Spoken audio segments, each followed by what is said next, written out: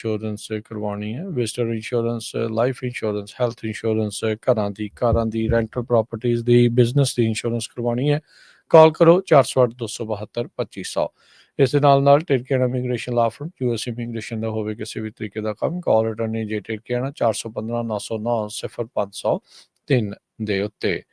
ਗੁਰਮੇਲ ਸਿੰਘ ਗੁਰਮੇਲ ਵਾਸੀ Elk Grove, Harjit Singh Lathrop, Narinder Singh Indiana, Amarjit Singh Stockton, Gurmel Singh Liddar Bakersfield, Lakhbir Singh Samra Texas, Satnam Singh Sunny Podewal Yuba City, Manjit Singh Kalar, Avtar Singh Manzil Clovis, Grewal travel services Yuba City, tax payroll visa OCI card, passport ਦੀਆਂ services ਲੈ ਸਕਦੇ ਹੋ। Call 5307517605। ਊੜਾ debt relief ਵਾਲੇ Nirmal Singh Mann, economic hardship ਹੈ, bankruptcy ਤੋਂ ਬਚਣਾ ਆ, ਕਾਲ ਕਰੋ 8888889914। ਹਰਨੇਕ ਸਿੰਘ ਪਾਬਲਾ, ਰੈਂਟਨ ਵਾਸ਼ਿੰਗਟਨ ਹੈ, Talwinder Singh Raminder Basra, major Singh Sidhu, Binder Dhaliwal Bakersfield, Baljinder Nijjar Woodland, Paramjit Singh Dakha Berkeley. ਇਹਨਾਂ ਸਾਰਿਆਂ ਦਾ ਧੰਨਵਾਦ। ਜੇਕਰ ਤੁਸੀਂ ਵੀ ਇਸ ਪ੍ਰੋਗਰਾਮ ਨੂੰ ਸਪਾਂਸਰ ਕਰਨਾ ਚਾਹੁੰਦੇ ਹੋ, ਸੰਪਰਕ ਕਰ ਸਕਦੇ ਹੋ 408-722-7698 ਦੇ ਉੱਤੇ। ਜੀ, ਅੱਜ ਦੀਆਂ ਖਬਰਾਂ ਵੱਲ ਚੱਲੀਏ ਤੇ ਪ੍ਰੈਜ਼ੀਡੈਂਟ ਡੋਨਲਡ ਟਰੰਪ ਹੋਣੀ ਜੋ ਰਿਕਵਰੀ ਐਫਰਟਸ ਚੱਲ ਰਹੀਆਂ ਹੈਗੀਆਂ ਟੈਕਸਸ ਦੇ ਵਿੱਚ, ਜਿੱਥੇ ਪਿਛਲੇ ਦਿਨਾਂ ਦੇ ਵਿੱਚ ਬਹੁਤ ਹੀ ਖਤਰਨਾਕ ਫਲੱਡ ਆਏ ਸੀ, ਉੱਥੇ ਜਾ ਰਹੇ ਅੱਜ ਪ੍ਰੈਜ਼ੀਡੈਂਟ ਡੋਨਲਡ ਟਰੰਪ ਉਹਨਾਂ ਦੇ ਨਾਲ ਫਸਟ ਲੇਡੀ ਜੋ ਮਿਲਾਨੀਆ ਟਰੰਪ ਆ, ਉਹ ਵੀ ਟਰੈਵਲ ਕਰ ਰਹੇ ਹੈਗੇ ਆ। 100 ਤੋਂ ਵੱਧ ਲੋਕਾਂ ਦੀ ਉੱਥੇ ਮੌਤ ਹੋ ਚੁੱਕੀ ਆ। ਤੇ ਟੈਕਸਸ ਦੇ ਗਵਰਨਰ ਗ੍ਰੈਗ ਐਬਟ ਹੁਣੀ ਵੀ ਜੋ ਪ੍ਰੈਜ਼ੀਡੈਂਟ ਡੋਨਲਡ ਟਰੰਪ ਆ ਉਹਨਾਂ ਨੂੰ ਜੁਆਇਨ ਕਰਨਗੇ। ਨਾਲ ਦੀ ਨਾਲ Republican senator ਟੈਡ cruise, John Corneille, ਇਹ ਵੀ ਜਿਹੜੇ ਆ ਪ੍ਰੈਜ਼ੀਡੈਂਟ ਦੇ ਨਾਲ ਹੋਣਗੇ। ਇਹ ਹਜੇ ਕਲੀਅਰ ਨਹੀਂ ਵੀ ਅਟਾਰਨੀ ਜਨਰਲ ਕੈਨ ਪੈਕਸਟਨ ਜੋ ਬਹੁਤ ਸਟਰੋਂਗ ਐਲਾਈ ਆ ਟਰੰਪ ਉਹਨਾਂ ਦੇ, ਉਹ ਉੱਥੇ ਜੁਆਇਨ ਕਰਨਗੇ ਕਿ ਨਹੀਂ। 150 ਲੋਕ ਅੱਜ ਦੀ ਡੇਟ ਦੇ ਵਿੱਚ ਹਜੇ ਵੀ ਮਿਸਿੰਗ ਹੈਗੇ ਆ। ਤੇ 27 ਬੱਚੇ ਤੇ ਕਾਉਂਸਲਰ ਜਿਹੜੇ ਆ ਕੈਂਪ ਮਿਸਟਿਕ, ਜਿਹੜਾ ਕ੍ਰਿਸਚੀਅਨ ਸਮਰ ਕੈਂਪ ਸੀਗਾ ਹੰਟ, ਉਸ ਕਾਉਂਟੀ ਦੇ ਵਿੱਚ, ਉੱਥੇ ਉਹਨਾਂ ਦੀ ਜਿਹੜੀ ਮੌਤ ਹੋਈ ਹੈਗੀ ਆ। ਕਹਿੰਦੇ ਭਈ 77% ਲੋਕ ਜਿਹੜੇ ਵੋਟਰਸ ਆ ਉਹਨਾਂ ਨੇ ਪ੍ਰੈਜ਼ੀਡੈਂਟ ਟਰੰਪ ਨੂੰ ਪਿਛਲੀਆਂ ਇਲੈਕਸ਼ਨ 'ਚ ਇਸ ਕਾਉਂਟੀ ਜਿਹੜੀ ਕਰ ਕਾਉਂਟੀ ਆ ਜਿੱਥੇ ਸਭ ਤੋਂ ਜ਼ਿਆਦਾ ਨੁਕਸਾਨ ਹੋਇਆ, ਉਹਨਾਂ ਨੇ ਸਪੋਰਟ ਕੀਤਾ ਸੀ। ਸੋ ਇਹ ਤੁਸੀਂ ਹਿਸਾਬ ਲਾ ਲਓ ਵੀ ਐਡੀ ਵੱਡੀ ਗਿਣਤੀ 'ਚ ਸਪੋਰਟ ਕੀਤਾ ਸੀ। ਤੇ ਜਦੋਂ ਨੈਚੁਰਲ ਡਿਜ਼ਾਸਟਰ ਆਇਆ ਤੇ ਲਗਭਗ ਸਾਰੇ ਫੇਲ ਹੋਏ ਆ, ਲੋਕਲ ਆਫੀਸ਼ੀਅਲ ਵੀ ਸਾਰੇ। ਇਹ ਹੁਣ ਹੌਲੀ-ਹੌਲੀ ਜਿਹੜਾ ਬਾਹਰ ਆ ਰਿਹਾ ਹੈਗਾ। ਫੀਮਾ ਨੂੰ ਇਹ ਕਹਿੰਦੇ ਸੀ ਵੀ ਅਸੀਂ ਬੰਦ ਕਰ ਦੇਣਾ, ਪਰ ਹੁਣ ਫੀਮਾ ਵੀ ਹੈਲਪ ਕਰਨ ਜਾ ਰਹੀ ਆ। ਹਾਲਾਂਕਿ ਡਿਪਾਰਟਮੈਂਟ ਆਫ ਹੋਮਲੈਂਡ ਸਿਕਿਉਰਿਟੀ ਦੇ ਹੈੱਡ ਨੇ ਇਹ ਕਿਹਾ ਸੀ ਵੀ ਜਿਹੜੀ ਫੀਮਾ ਆ ਇਹਨੂੰ ਅਸੀਂ ਜਿਹੜਾ ਆ ਇਹ ਤੋਂ ਗੈਟ ਰਿਡ ਆਫ ਹੋ ਜਾਾਂਗੇ, ਇਹਨੂੰ ਅਸੀਂ ਖਤਮ ਕਰਨ ਜਾ ਰਹੇ ਹੈਗੇ ਆ। ਟਰੰਪ ਹੁਣੀ ਜੋ ਆ ਕਹਿੰਦੇ ਆ ਵੀ ਮੈਂ ਕੁਛ ਨਾ ਕੁਛ ਉੱਥੇ ਜਾ ਕੇ ਅਨਾਊਂਸ ਕਰੂੰਗਾ, ਕਿਉਂਕਿ ਉਹਨਾਂ ਦਾ ਕ੍ਰਿਟਿਸਿਜ਼ਮ ਖਾਸ ਕਰਕੇ ਜਿਹੜੇ ਕਰ ਕਾਉਂਟੀ ਦੇ ਐਮਰਜੈਂਸੀ ਮੈਨੇਜਮੈਂਟ ਸਿਸਟਮ ਆ ਉਹਨੂੰ ਲੈ ਕੇ ਬਹੁਤ ਹੋਇਆ, ਕਿਉਂਕਿ ਉਹਨਾਂ ਨੂੰ ਪਤਾ ਹੀ ਨਹੀਂ ਸੀ।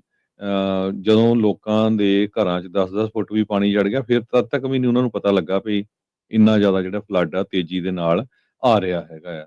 ਤੇ 50,000 ਤੋਂ ਵੱਧ ਪਾਪੂਲੇਸ਼ਨ ਆ ਕਰ ਕਾਉਂਟੀ ਦੀ, ਉਹਨਾਂ ਕੋਲ ਸਾਇਰਨ ਸਿਸਟਮ ਹੀ ਹੈ ਨਹੀਂ। ਹੁਣ ਤੁਸੀਂ ਦੱਸੋ ਵੀ ਅਮਰੀਕਾ ਵਰਗੀ ਸੁਪਰ ਪਾਵਰ ਹੋ ਗਏ ਤੇ ਉੱਥੇ ਇੱਕ ਕਾਉਂਟੀ, ਜਿਸ ਕਾਉਂਟੀ ਦੇ ਵੋਟਰ 77% ਮੌਜੂਦਾ ਪ੍ਰੈਜ਼ੀਡੈਂਟ ਨੂੰ ਵੋਟ ਪਾਈ ਹੋਵੇ, ਤੇ ਉਸ ਕਾਉਂਟੀ ਦੇ ਕੋਲ ਸਾਇਰਨ ਸਿਸਟਮ ਨਹੀਂ ਸੀ, ਉਹ ਆਪਣੇ ਰੈਜ਼ੀਡੈਂਟਸ ਨੂੰ ਅਲਰਟ ਕਰ ਸਕਣ।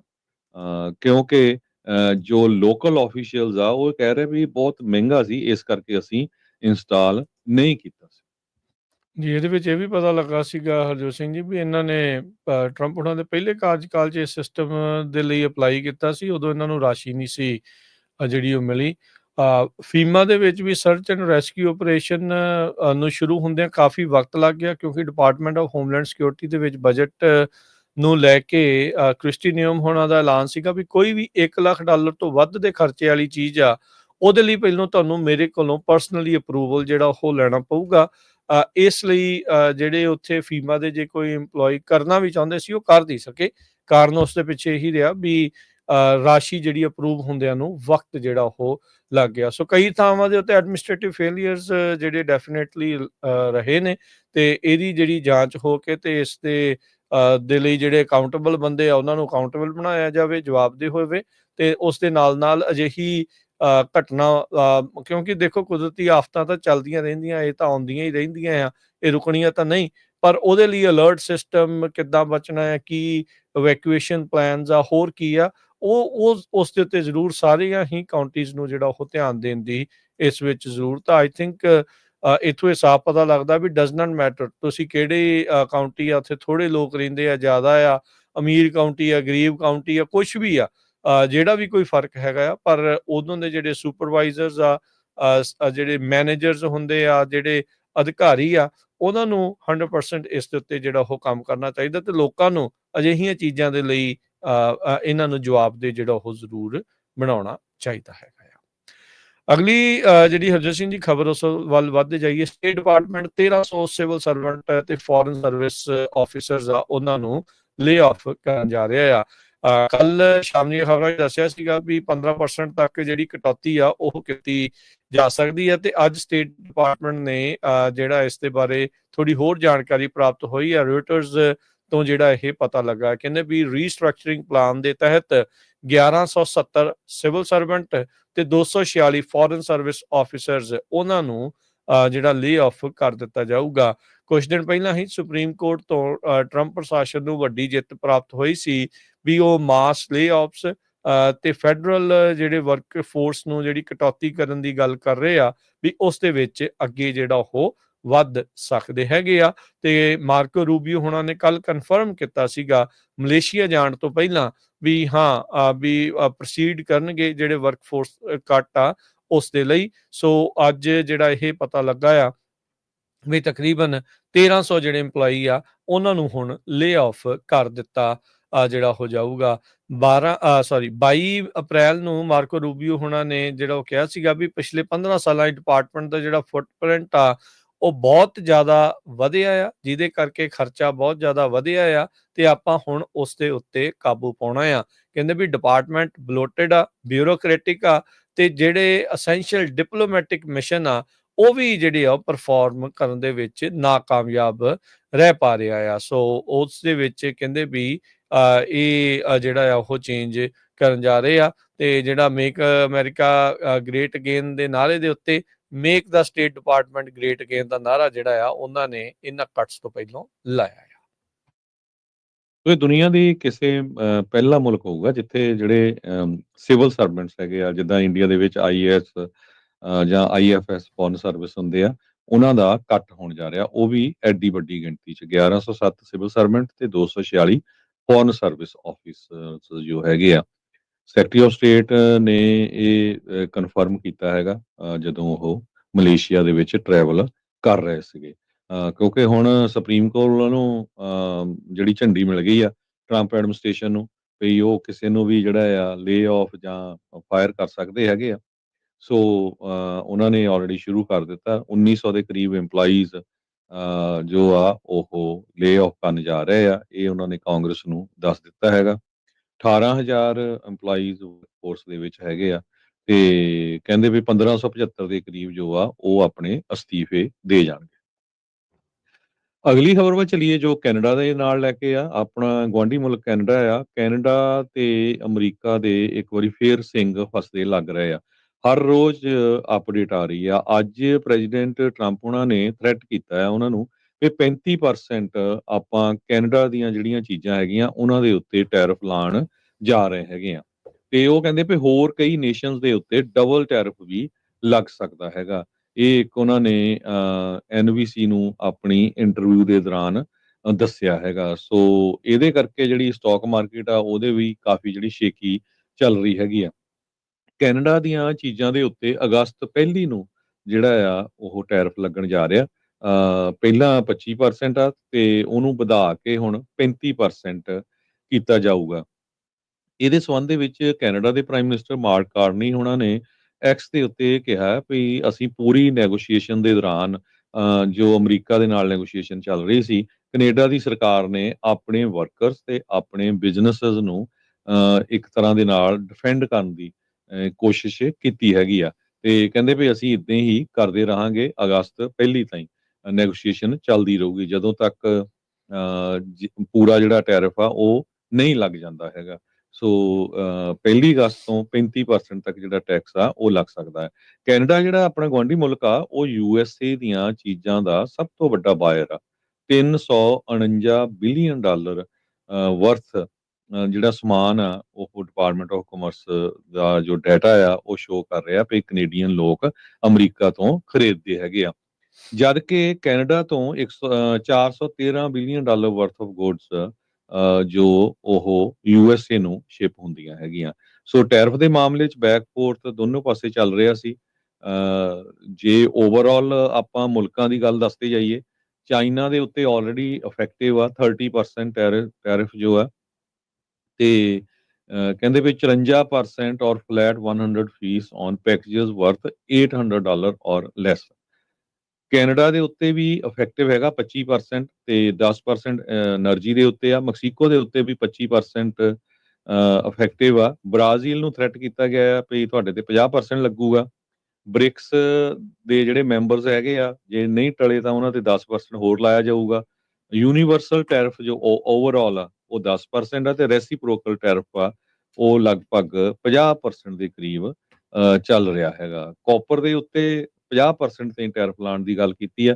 ਸੋ ਜੇ 50% ਟੈਰਿਫ ਕਾਪਰ ਤੇ ਲੱਗਦਾ, ਕਹਿੰਦੇ ਵੀ ਕੰਸਟਰਕਸ਼ਨ ਤੇ ਹੋਰ ਬਹੁਤ ਸਾਰੀਆਂ ਇੰਡਸਟਰੀ ਦੇ ਉੱਤੇ ਇਹਦਾ ਅਸਰ ਪਊਗਾ, ਕਿਉਂਕਿ ਕਾਪਰ ਬਹੁਤ ਜਗ੍ਹਾ ਯੂਜ਼ ਕੀਤਾ ਜਾਂਦਾ। ਆਟੋਮੋਬਾਈਲ ਦੇ ਉੱਤੇ 25% ਦੇ ਕਰੀਬ, ਸਟੀਲ ਐਲੂਮੀਨੀਅਮ ਦੇ ਉੱਤੇ 50% ਇਫੈਕਟਿਵ ਆ ਆਲਰੇਡੀ ਜੀ।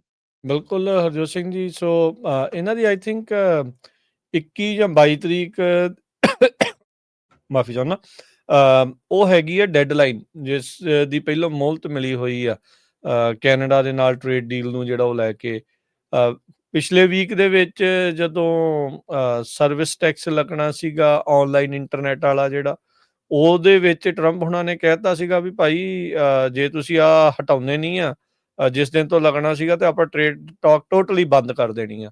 ਤੇ ਫਿਰ ਉਸ ਦੇ ਕਰਕੇ ਕੈਨੇਡਾ ਨੂੰ ਫੋਲਡ ਕਰਨੇ ਪਏ ਸੀ ਆਪਣੇ ਪੱਤੇ, ਤੇ ਇਵੈਂਚੁਅਲੀ ਉਹਨਾਂ ਨੇ ਉਹ ਜਿਹੜਾ ਟੈਕਸ ਆ ਉਹ ਲਾਉਣਾ ਬੰਦ ਕਰ ਦਿੱਤਾ ਸੀਗਾ। ਹੁਣ ਇੱਕ ਵਾਰੀ ਫੇਰ ਟਰੰਪ ਹੁਣਾਂ ਨੇ ਪੂਰੀ ਤਰ੍ਹਾਂ ਜਿਹੜਾ ਟ੍ਰੇਡ ਜਿਹੜੀ ਆ ਉਸ ਨੂੰ ਮੋਹਰੇ ਲੈ ਆਂਦਾ ਆ। ਪ੍ਰਾਇਓਰਿਟੀ ਉਹਨਾਂ ਨੇ ਫੇਰ ਜਿਹੜੀ ਉਸ ਨੂੰ ਫਰੰਟ ਦੇ ਵਿੱਚ ਲੈ ਆਂਦੀ ਆ। ਵੱਖ-ਵੱਖ ਹੋਰ ਵੀ ਕਈ ਚਰਚਾਵਾਂ ਜਿਹੜੀਆਂ ਉਹ ਚੱਲ ਰਹੀਆਂ ਆ, ਪਰ ਉਸ ਦਰਮਿਆਨ ਹੁਣ ਟ੍ਰੇਡ ਦੀਆਂ ਗੱਲਾਂ ਜਿਹੜੀਆਂ ਫੇਰ ਸਭ ਤੋਂ ਉੱਤੇ ਆਣ ਪਈਆਂ ਹੈਗੀਆਂ। ਸੋ USMCA ਦੇ ਤਹਿਤ ਜਿਹੜੇ ਗੁੱਡਸ ਐਗਜ਼ੈਂਪਟ ਆ ਉਹ ਐਗਜ਼ੈਂਪਟ ਰਹਿਣਗੇ। ਇਹ ਵੀ ਜਿਹੜੀ ਗੱਲ 35% ਵਾਲੀ ਜਾਂ 25% ਵਾਲੀ ਅਜੇ ਕਿਤੇ ਲਿਖੀ ਨਹੀਂ ਗਈ। ਇਹ ਕੋਈ ਕਹਿ ਲਓ ਵੀ ਕਨਫਰਮ ਨਹੀਂ ਆ, ਪਰ ਹਾਂ ਧਮਕੀ ਜਿਹੜੀ ਆ ਉਹ ਟਰੰਪ ਹੁਣਾਂ ਵੱਲੋਂ ਇਹ ਦਿੱਤੀ ਜਾ ਚੁੱਕੀ ਆ। ਇਹ ਅਲਟੀਮੇਟਲੀ ਚੇਂਜ ਵੀ ਹੋ ਸਕਦੀ ਆ ਜੇ ਆਪਸ ਦੇ ਵਿੱਚ ਇਹਨਾਂ ਦਾ ਸਮਝੌਤਾ ਫੇਰ ਕੋਈ ਨਾ ਕੋਈ ਹੋ ਜਾਂਦਾ ਆ। ਸੋ ਕਰੰਟ ਟ੍ਰੇਡ ਨੈਗੋਸੀਏਸ਼ਨ US ਦੇ ਨਾਲ ਕੈਨੇਡੀਅਨ ਸਰਕਾਰ ਦੀ ਜਿਹੜੀ ਉਹ ਚੱਲ ਰਹੀ ਆ। ਇਹ ਪ੍ਰਾਈਮ ਮਿਨਿਸਟਰ ਉਹਨਾਂ ਦੇ ਜਿਹੜੇ ਮਾਰਕ ਕਾਰਨੀ ਆ ਉਹਨਾਂ ਨੇ ਜਿਹੜਾ ਟਵਿੱਟਰ ਦੇ ਉੱਤੇ ਲਿਖ ਕੇ ਜਿਹੜਾ ਉਹ ਦੱਸਿਆ ਹੈਗਾ ਆ। ਸੋ ਚਿੱਠੀਆਂ ਜਿਹੜੀਆਂ ਟਰੰਪ ਹੁਣਾਂ ਨੇ ਪਿਛਲੇ ਜਿਹੜੇ ਇਸ ਵੀਕ ਦੇ ਵਿੱਚ ਕਈ ਜਿਹੜੀਆਂ ਉਹ ਜਾਰੀ ਕੀਤੀਆਂ ਵੱਖ-ਵੱਖ ਮੁਲਕਾਂ ਨੂੰ ਵੀ ਭਾਈ ਕਿਸ ਤਰੀਕੇ ਦੇ ਨਾਲ ਤੁਹਾਡੇ ਸਾਰਿਆਂ ਦੇ ਉੱਤੇ ਇੰਨਾ ਜਿਹੜਾ ਉਹ ਟੈਕਸ ਲੱਗਣ ਜਾ ਰਿਹਾ। ਡੈਡਲਾਈਨ ਜਿਹੜੀ ਉਹਨਾਂ ਨੂੰ 1 ਅਗਸਤ ਤੱਕ ਦੀ ਜਿਹੜੀ ਉਹ ਦੇ ਦਿੱਤੀ ਗਈ ਆ। ਬ੍ਰਾਜ਼ੀਲ ਦਾ ਜਿੱਦਾਂ ਤੁਸੀਂ ਜ਼ਿਕਰ ਕੀਤਾ, ਬ੍ਰਾਜ਼ੀਲ ਵਾਲੇ ਅੱਗੋਂ ਮੋੜਵਾਂ ਜਵਾਬ ਕਰਨ ਨੂੰ ਫਿਰਦੇ ਆ। ਉਹਨਾਂ ਦੇ ਪ੍ਰੈਜ਼ੀਡੈਂਟ ਲੂਲਾ ਡੀ ਸਿਲਵਾ ਨੇ ਕਿਹਾ ਵੀ ਅਸੀਂ ਜਿਹੜਾ ਅਮਰੀਕਾ ਉਹਦਾ ਨੈਟ ਪੋਜ਼ਿਟਿਵ ਦੇ ਵਿੱਚ ਆ ਇੰਪੋਰਟ ਐਕਸਪੋਰਟ ਦੇ ਵਿੱਚ ਬ੍ਰਾਜ਼ੀਲ ਨੂੰ। ਬ੍ਰਾਜ਼ੀਲ ਤੋਂ ਸਮਾਨ ਘੱਟ ਲੈਂਦਾ ਹੈ ਤੇ ਬ੍ਰਾਜ਼ੀਲ ਨੂੰ ਸਮਾਨ ਅਮਰੀਕਾ ਦਾ ਜ਼ਿਆਦਾ ਜਾਂਦਾ ਆ। ਸੋ ਨੈਟ ਪੋਜ਼ਿਟਿਵ ਦੇ ਵਿੱਚ ਆ ਜਦੋਂ ਟ੍ਰੇਡ ਦਾ ਮੁਕਾਬਲਾ ਹੋਵੇ। ਤੇ ਬ੍ਰਾਜ਼ੀਲ ਕਹਿੰਦਾ ਵੀ ਜੇ ਤੁਸੀਂ 50% ਲਾਉਣਾ ਤਾਂ ਅਸੀਂ ਵੀ ਲਾਵਾਂਗੇ। ਤੇ ਇਹਦੇ ਨਾਲ ਦੇਖੋ ਦੋਨੋਂ ਹੀ ਪਾਸੇ ਦੇ ਮੁਲਕ ਦੀਆਂ ਜਿਹੜੀਆਂ ਕੰਪਨੀਆਂ ਆ ਉਹਨਾਂ ਉੱਤੇ ਅਸਰ ਜਿਹੜਾ ਉਹ ਪੈਣਾ ਆ। ਇਵੈਂਚੁਅਲੀ ਜਿਹੜੇ ਟੈਰਿਫਸ ਦਾ ਭਾਰ ਆ ਉਹ ਜਿਹੜੇ ਆਪਣੇ ਕੰਜ਼ਿਊਮਰ ਹੁੰਦੇ ਆ ਉਹਨਾਂ ਦੇ ਮੋਢਿਆਂ ਦੇ ਸਿਰ ਜਿਹੜਾ ਉਹ ਪੈਂਦਾ ਆ। ਹੁਣ ਤੁਸੀਂ ਸੋਸ਼ਲ ਮੀਡੀਆ ਦੇ ਉੱਤੇ ਕਿੰਨੀਆਂ ਐਡਸ ਦੇਖਦੇ ਹੋਣੀਆਂ ਚੀਜ਼ਾਂ ਨੂੰ ਵੇਚਣ ਵਾਲੀਆਂ, buy before the tariff set in, ਵੀ ਟੈਰਿਫ ਤੋਂ ਪਹਿਲਾਂ ਜਿਹੜਾ ਚੀਜ਼ਾਂ ਤੁਸੀਂ ਖਰੀਦ ਲਓ, ਨਹੀਂ ਤਾਂ ਫਿਰ ਜਿਹੜੀਆਂ ਚੀਜ਼ਾਂ ਜਿਹੜੀਆਂ ਉਹ ਮਹਿੰਗੀਆਂ ਹੋ ਜਾਣੀਆਂ। ਸੋ ਆਮ ਕੰਪਨੀਆਂ ਵੀ ਤੇ ਉਹਨਾਂ ਨੂੰ ਇਹ ਲੱਗ ਰਿਹਾ ਵੀ ਪਤਾ ਨਹੀਂ ਗੱਲ ਕਿਹੜੇ ਪਾਸੇ ਵੱਲ ਨੂੰ ਜਿਹੜੀ ਉਹ ਜਾ ਸਕਦੀ ਹੈਗੀ ਆ। ਸੋ ਟਰੰਪ ਹੁਣੀ ਕਹਿੰਦੇ ਵੀ ਇਦਾਂ ਕਰ ਜਿਹੜਾ ਉਹ ਕਿਉਂ ਰਹੇ ਹੈਗੇ, ਕਿਉਂ ਟ੍ਰੇਡ ਨੂੰ ਲੈ ਕੇ ਇੰਨੀ ਜ਼ਿਆਦਾ ਜਿਹੜੀ ਆ ਉਹਨਾਂ ਨੇ ਸ਼ੁਰੂਆਤ ਤੋਂ ਪਹਿਲੇ ਦਿਨ ਤੋਂ ਹੀ ਜਿਹੜੀ ਉਹ ਗੱਲ ਜਿਹੜੀ ਉਹ ਰੱਖੀ ਹੈਗੀ ਆ। ਸੋ ਉਹਦੇ ਵਿੱਚ ਕਹਿੰਦੇ ਵੀ ਕੁਝ ਕਾਰਨਾਂ ਚੋਂ ਇਹੀ ਆ ਵੀ ਉਹ ਚਾਹੁੰਦੇ ਆ ਵੀ ਜਿਹੜੀ ਡਾਲਰ ਦੇ ਉੱਤੇ ਡਿਪੈਂਡੈਂਸੀ ਆ ਬਾਕੀ ਮੁਲਕਾਂ ਦੀ, ਉਹ ਉਸੇ ਤਰੀਕੇ ਦੇ ਨਾਲ ਬਰਕਰਾਰ ਰਵੇ ਜਿੱਦਾਂ ਬ੍ਰਿਕ ਵਰਗੇ ਮੁਲਕ ਆ ਤੇ ਹੋਰ ਮੁਲਕ ਆ ਜੋ ਚਾਹੁੰਦੇ ਆ ਵੀ ਡਾਲਰ ਨੂੰ ਜਿਹੜਾ ਉਹ ਖੂੰਜੇ ਲਾਇਆ ਜਿਹੜਾ ਉਹ ਜਾ ਸਕੇ। ਕਹਿੰਦੇ ਇਵੈਂਚੁਅਲੀ ਜਦੋਂ ਟ੍ਰੇਡਸ ਦੀਆਂ ਪਰਸੈਂਟੇਜ ਵੱਧਦੀ ਆ ਘਟਦੀ ਆ, ਜਿੱਦਾਂ ਵੀ ਡੀਲ ਹੁੰਦੀ ਆ, ਤਾਂ ਉਹਨਾਂ ਮੁਲਕਾਂ ਨੂੰ ਆਪੋ ਪਾਸੇ ਅੰਦਰ ਜਿਹੜੇ ਉਹਨਾਂ ਦੇ ਸੈਂਟਰਲ ਬੈਂਕ ਹੁੰਦੇ ਆ, ਉਹਨਾਂ ਦੇ ਉੱਤੇ ਦਬਾਅ ਪੈਂਦਾ ਆ ਵੀ ਭਾਈ ਆਪਾਂ ਹੁਣ ਲੋਕਾਂ ਨੂੰ ਕਿਸੇ ਪਾਸਿਓਂ ਤਾਂ ਰਾਹਤ ਦੇਣੀ ਪੈਣੀ ਆ। ਸੋ ਇੰਟਰਸਟ ਰੇਟ ਜਿਹੜੇ ਉਹ ਕਹਿੰਦੇ ਘਟਾ ਸਕਦੇ ਆ। ਸੋ ਇਹ ਹੁਣ ਇਸ ਤਰੀਕੇ ਦੇ ਨਾਲ ਜਿਹੜਾ ਇਸ ਨੂੰ ਵੀ ਜਿਹੜਾ ਉਹ ਦੇਖਿਆ ਜਾ ਰਿਹਾ ਆ ਤੇ ਪੇਸ਼ ਕੀਤਾ ਜਾ ਰਿਹਾ ਵੀ ਭਾਈ ਟਰੰਪ ਹੁਣਾਂ ਦੇ ਇਹ ਜਿਹੜੇ ਟ੍ਰੇਡ ਨੈਗੋਸੀਏਸ਼ਨ ਆ, ਉਹ ਬਾਕੀ ਮੁਲਕਾਂ ਦੇ ਸੈਂਟਰਲ ਬੈਂਕਸ ਦੇ ਉੱਤੇ ਦਬਾਅ ਪਾਉਣ ਦਾ ਇੱਕ ਨੀਤੀ ਆ, ਇਹ ਇੱਕ ਤਰੀਕਾ ਆ ਤਾਂ ਜੋ ਉੱਥੇ ਲੋਕਾਂ ਦੇ ਲਈ ਇੰਟਰਸਟ ਰੇਟਸ ਜਿਹੜੇ ਉਹ ਘੱਟ ਹੋਣ। ਪਰ ਹਾਲ ਦੀ ਘੜੀ ਅਮਰੀਕਾ 'ਚ ਅਜੇ ਤੱਕ ਜਿਹੜੇ ਉਹ ਘੱਟ ਨਹੀਂ ਹੋਏ ਹੈਗੇ ਤੇ ਡਾਲਰ ਦੀ ਜਿਹੜੀ ਸਰਪ੍ਰਸਤੀ ਆ ਉਹ ਬਰਕਰਾਰ ਰਵੇ, ਉਸ ਦੇ ਲਈ ਇਹ ਜਿਹੜੀਆਂ ਟ੍ਰੇਡ ਨੈਗੋਸੀਏਸ਼ਨ, ਟੈਰਿਫ ਵਾਰਸ ਜਿਹੜੀਆਂ ਉਹ ਚੱਲ ਰਹੀਆਂ ਨੇ। ਕੈਨੇਡਾ ਦੇ ਸੰਬੰਧ ਦੇ ਵਿੱਚ ਪ੍ਰੈਜ਼ੀਡੈਂਟ ਡੋਨਲਡ ਟਰੰਪ ਉਹਨਾਂ ਨੇ ਇਹ ਕਿਹਾ ਆ ਵੀ ਕੈਨੇਡਾ ਵਾਲੇ ਸਾਨੂੰ ਲੰਬਰ ਤੇ ਡੇਅਰੀ ਪ੍ਰੋਡਕਟਸ ਆ ਉਹਨਾਂ ਦੇ ਉੱਤੇ ਇੱਕ ਤਰ੍ਹਾਂ ਦੇ ਨਾਲ ਰਿਪ ਆਫ ਕਰ ਰਹੇ ਹੈਗੇ ਆ। ਕੈਨੇਡਾ ਨੇ 250% ਜਿਹੜਾ ਟੈਰਿਫ ਆ ਯੂਐਸ ਦੀ ਜਿਹੜੀ ਡੇਅਰੀ ਐਕਸਪੋਰਟ ਆ ਉਹਦੇ ਉੱਤੇ ਲਾਇਆ ਹੋਇਆ ਹੈਗਾ ਤੇ ਉਹ ਕਹਿੰਦੇ ਵੀ ਅਮਰੀਕਨ ਵੀ ਮੈਚ ਕਰੂਗੇ ਟੈਰਿਫ ਡਾਲਰ ਫॉर ਡਾਲਰ ਜੇ ਇਹ ਸਮਝੌਤਾ ਕੋਈ ਨਹੀਂ ਹੁੰਦਾ ਹੈਗਾ। ਆਟੋ ਟੈਰਿਫਸ ਦੇ ਉੱਤੇ ਆਟੋ ਦੇ ਉੱਤੇ 25% ਟੈਰਿਫ ਲਾਇਆ ਹੋਇਆ ਹੈ।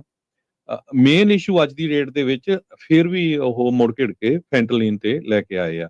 ਕਹਿੰਦੇ ਵੀ ਜਿਹੜੀ ਫੈਂਟਲਿਨ ਆ ਉਹ ਸਭ ਤੋਂ ਵੱਡਾ ਇਸ਼ੂ ਆ, ਇਹ ਵਾਈਟ ਹਾਊਸ ਕਹਿ ਰਿਹਾ। CNN ਨੇ ਅੱਜ ਕਾਫੀ ਵੱਡਾ ਆਰਟੀਕਲ ਇਹਦੇ ਸੰਬੰਧ ਦੇ ਵਿੱਚ ਛਾਪਿਆ ਹੈਗਾ। USA ਦੇ ਵਿੱਚ 21,899 ਪਾਉਂਡ ਫੈਂਟਲਿਨ ਜੋ ਸੀਜ਼ ਕੀਤੀ ਗਈ ਸੀ 2024 ਸਾਲ ਦੇ ਵਿੱਚ ਤੇ ਇਹ ਜੋ ਕੈਨੇਡਾ ਵਾਲੀ ਸਾਈਡ ਤੋਂ ਆਈ ਸੀ। ਤੇ ਇਸ ਦੇ ਸੰਬੰਧ ਦੇ ਵਿੱਚ ਟਰੰਪ ਉਹਨਾਂ ਨੇ ਇਹ ਕਿਹਾ ਵੀ ਜੇ ਕੈਨੇਡਾ ਵਾਲੇ ਫਲੋ ਆਫ ਫੈਂਟਲਿਨ ਉਸ ਨੂੰ ਰੋਕ ਲੈਣ ਤੇ ਫਿਰ ਮੈਂ ਟੈਰਿਫ ਦੇ ਮੁੱਦੇ ਦੇ ਉੱਤੇ ਐਡਜਸਟਮੈਂਟ ਕਰ ਸਕਦਾ ਹੈਗਾ।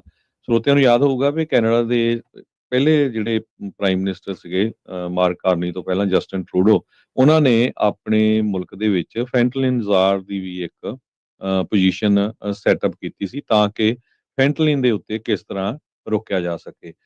ਕੈਨੇਡਾ ਦਾ ਆਪੋਜੀਸ਼ਨ ਦਾ ਲੀਡਰ ਪੀਅਰ ਪੋਲੀਵਰ ਨੇ ਵੀ ਇਹ ਕਿਹਾ ਵੀ ਇਹ ਜੋ ਕੈਨੇਡਾ ਦੇ ਉੱਤੇ ਟੈਰਿਫ ਲਾਏ ਜਾ ਰਹੇ ਆ ਇਹ ਅਨਜਸਟੀਫਾਈਡ ਅਟੈਕ ਆ ਕੈਨੇਡਾ ਦੀ ਇਕਨੋਮੀ ਦੇ ਉੱਤੇ। ਕੈਨੇਡਾ ਵਾਲੇ ਬਹੁਤ ਲੰਮੇ ਸਮੇਂ ਤੋਂ ਅਮਰੀਕਾ ਦੇ ਰਿਲਾਇਬਲ ਪਾਰਟਨਰ ਰਹੇ ਹੈਗੇ ਆ ਤੇ ਅਸੀਂ ਫਰੈਂਡ ਰਹੇ ਹੈਗੇ ਆ। ਸੋ ਸਾਡਾ ਜਿਹੜਾ ਇਹ ਧਿਆਨ ਰੱਖਣਾ ਚਾਹੀਦਾ। ਜੀ, ਇੱਕ ਬ੍ਰੇਕ ਲਵਾਂਗੇ ਹਰਜੋਤ ਸਿੰਘ ਜੀ। ਬ੍ਰੇਕ ਤੋਂ ਬਾਅਦ ਦੇ ਵਿੱਚ ਖਬਰਾਂ ਦਾ ਸਿਲਸਿਲਾ ਇੱਦਾਂ ਹੀ ਜਾਰੀ ਰਹੇਗਾ। ਇਮੀਗ੍ਰੇਸ਼ਨ ਦੇ ਨਾਲ ਸੰਬੰਧਿਤ ਹੋਰ ਬਹੁਤ ਅਹਿਮ ਖਬਰਾਂ ਜਿਹੜੀਆਂ ਆ ਉਹ ਆ ਰਹੀਆਂ। ਸੋ ਆਪਾਂ ਉਹਨਾਂ ਦੇ ਨਾਲ ਉਹ ਵੀ ਜਿਹੜੀ ਉਹ ਗੱਲਬਾਤ ਜਿਹੜੀ ਉਹ ਕਰਾਂਗੇ। ਸੋ ਜੁੜੇ ਰਹੋ ਇੱਦਾਂ ਹੀ ਪੰਜਾਬੀ ਰੇਡੀਓ USA ਦੇ ਨਾਲ। ਮਿਲਦੇ ਇੱਕ ਛੋਟੀ ਜਿਹੀ ਬ੍ਰੇਕ ਤੋਂ ਬਾਅਦ 'ਚ।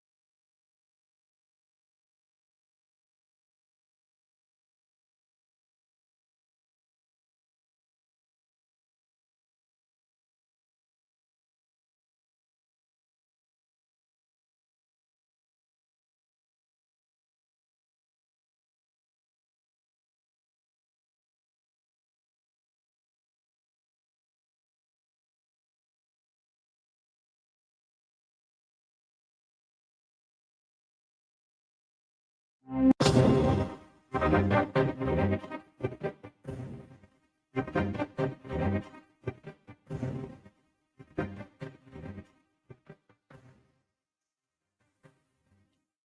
ਤੋਂ ਬਾਅਦ ਇੱਕ ਵਾਰੀ ਫਿਰ ਆਪ ਸਭ ਦਾ ਸਵਾਗਤ ਹੈ ਅਪਡੇਟ ਅਮਰੀਕਾ 'ਚ।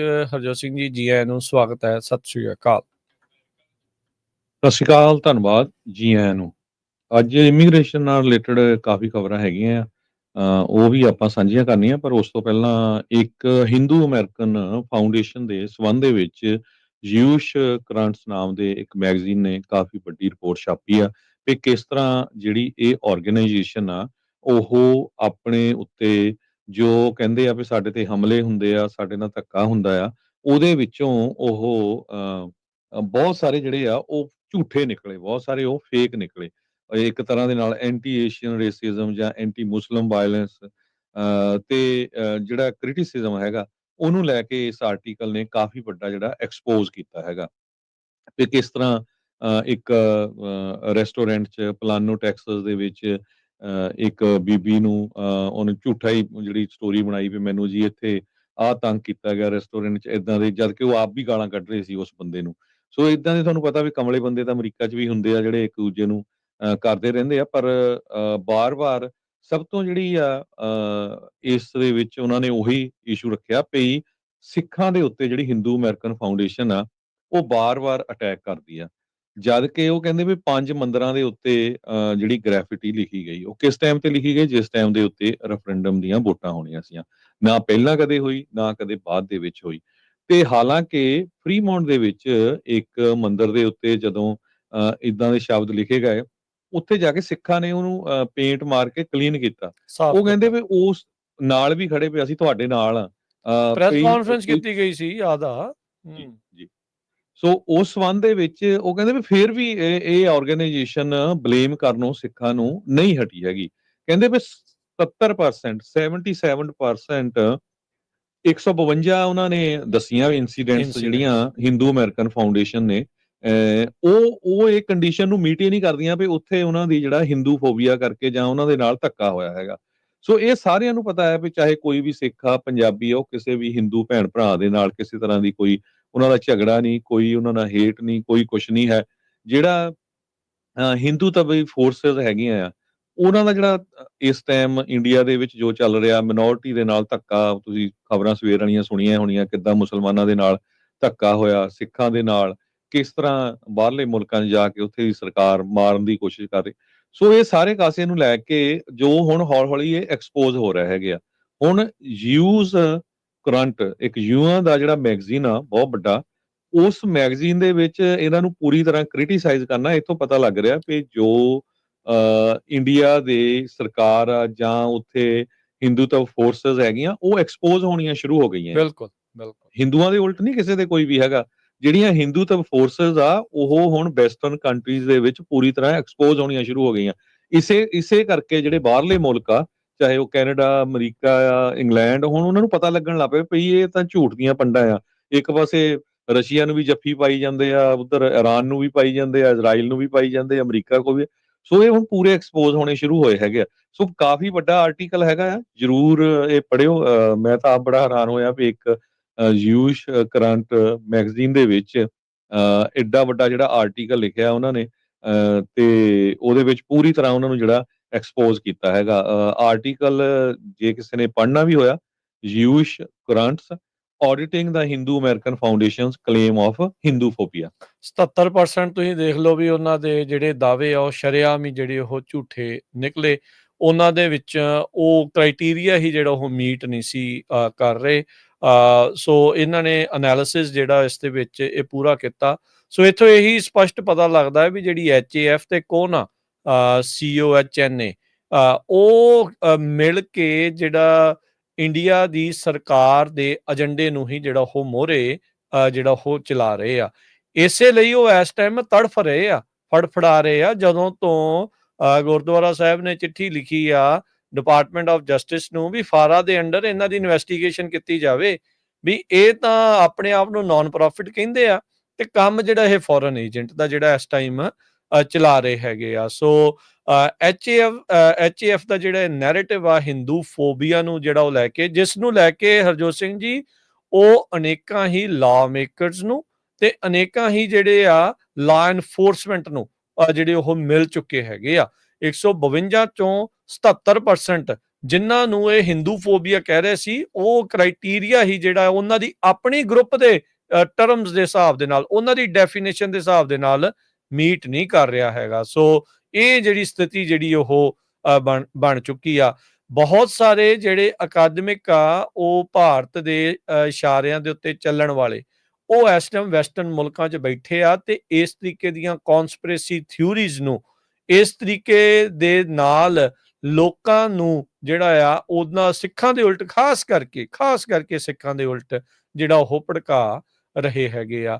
ਹੁਣੇ ਰੀਸੈਂਟਲੀ ਆਪਾਂ ਦੇਖਿਆ ਵੀ ਕਿ ਜਿਹੜੇ ਅਵਤਾਰ ਸਿੰਘ ਖੰਡਾ, ਜਿਨ੍ਹਾਂ ਨੂੰ ਦੇਖੋ ਉਹ ਕਹੀ ਜਾਂਦੇ ਸੀਗੇ ਕੈਂਸਰ ਆ, ਪਰ ਸ਼ੁਰੂ ਤੋਂ ਹੀ ਇਹ ਦਾਵਾ ਹੋਇਆ ਉਸ ਟਾਈਮ ਦੇ ਉੱਤੇ ਵੀ ਨਹੀਂ, ਇਹਨਾਂ ਨੂੰ ਜ਼ਹਿਰ ਦਿੱਤਾ ਗਿਆ ਹੋਊਗਾ। ਜਿਹੜਾ ਅਮਾਨਤ ਦਾ ਨਾਂ ਆ, ਹੁਣ ਉੱਥੇ ਇੱਕ ਅਮਾਨਤ ਹਾਈ ਕਮਿਸ਼ਨਰ ਦੇ ਜਿਹੜੇ ਆਫਿਸ ਦੇ ਵਿੱਚ ਜਿਹੜੀ ਨਿਕਲ ਆਈ, ਜਿਹੜੀ ABP ਨਿਊਜ਼ ਦੇ ਵਿੱਚ ਪਹਿਲਾਂ ਕੰਮ ਕਰਦੀ ਸੀ, ਉਹਦੀਆਂ ਹੁਣ ਫੋਟੋਆਂ ਵੀ ਉਹਨਾਂ ਨੇ ਉੱਥੋਂ ਡਿਲੀਟ ਜਿਹੜੀਆਂ ਉਹ ਕਰ ਦਿੱਤੀਆਂ ਆਨਲਾਈਨ।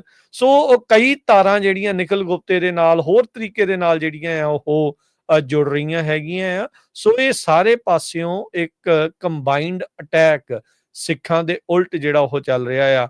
ਰੀਸੈਂਟਲੀ ਜਿਹੜਾ ਹੁਣ ਕਪਿਲ ਸ਼ਰਮਾ ਦੇ ਉਹਦੇ ਕੈਫੇ ਦੇ ਉੱਤੇ ਹੋਇਆ, ਉਸ ਤੋਂ ਬਾਅਦ 'ਚ ਸਿੱਖ ਫਾਰ ਜਸਟਿਸ ਵਾਲੇ ਪੰਨੂ ਹੁਣਾਂ ਦੀ ਵੀ ਜਿਹੜੀ ਉਹ ਆ ਗਈ ਆ ਬਿਆਨ, ਕਹਿੰਦੇ ਵੀ ਇਹ ਤਾਂ ਸ਼ਰੇਆਮ ਸਾਨੂੰ ਬਦਨਾਮ ਕਰਨ ਦੀ ਜਿਹੜੀ ਇੱਕ ਕੋਸ਼ਿਸ਼ ਜਿਹੜੀ ਉਹ ਕੀਤੀ ਜਾ ਰਹੀ ਆ ਵੀ ਸਾਡਾ ਤਾਂ ਕੰਮ ਰੈਫਰੈਂਡਮ ਕਰਾਉਣਾ ਆ, ਵੋਟ ਜਿਹੜੀ ਉਹ ਕਰਾਉਣਾ ਆ, ਨਾਨ ਵਾਇਲੈਂਟ ਤਰੀਕੇ ਦੇ ਨਾਲ ਮੁਲਕ ਦੀ ਜਿਹੜੀ ਉਹ ਸਾਡੀ ਮੰਗ ਜਿਹੜੀ ਉਹ ਚੱਲ ਰਹੀ ਆ। ਪਰ ਲੋਕਾਂ ਦੇ ਵਿੱਚ ਸਿੱਖਾਂ ਪ੍ਰਤੀ ਜਿਹੜੀ ਨਫ਼ਰਤ, ਸਿੱਖਾਂ ਪ੍ਰਤੀ ਜਿਹੜੀ ਹੇਟ ਆ, ਉਹ ਜਿਹੜੀ ਇਸ ਟਾਈਮ ਫੈਲਾਉਣ ਦੀ ਜਿਹੜੀ ਕੋਸ਼ਿਸ਼ ਆ HAF ਕੋਨਾ ਤੇ ਹੋਰ ਇਦਾਂ ਦੀਆਂ ਪਤਾ ਨਹੀਂ ਕਿਹੜੀਆਂ ਥਾਂ ਦੇ ਉੱਤੇ ਲੁਕੀ ਛਿਪੇ ਤਰੀਕੇ ਦੇ ਨਾਲ ਜਿਹੜੇ ਉਹ ਕੰਮ ਚਲਾ ਰਹੇ ਨੇ। ਸੋ ਲੋਕਾਂ ਨੂੰ, ਸਿੱਖਾਂ ਨੂੰ ਬਹੁਤ ਹੀ ਜ਼ਿਆਦਾ ਇਸ ਮਾਮਲੇ ਦੇ ਵਿੱਚ ਸਤਰਕ ਰਹਿਣ ਦੀ ਜ਼ਰੂਰਤ ਆ ਤੇ ਅਜਿਹੇ ਜਿਹੜੀਆਂ ਸੰਸਥਾਵਾਂ ਆ ਉਹਨਾਂ ਨੂੰ ਐਕਸਪੋਜ਼ ਕਰਦੇ ਰਹਿਣਾ ਚਾਹੀਦਾ ਹੈ।